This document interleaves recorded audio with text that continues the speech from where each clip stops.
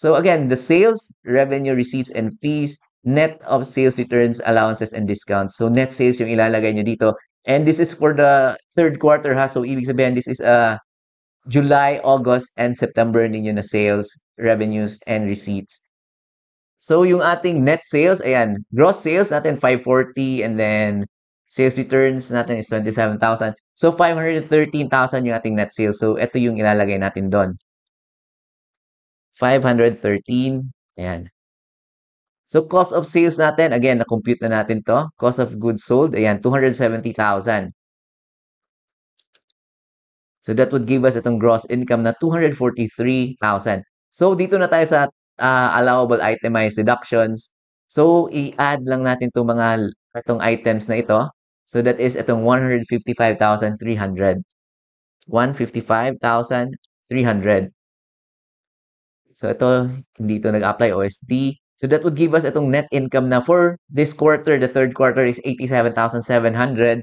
So i-add pa natin itong taxable income loss from the previous quarters. Again, nasa number 45 yan.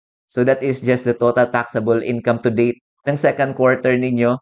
So for the 1701Q na second quarter, nasa number 45 siya. If kita niyo, ayan. Total taxable income loss to date ng second quarter natin. Ibig sabihin, this is already the first quarter and the second quarter to date na kasi. So ito yung lalagay natin na figure is 182,650. 182,650.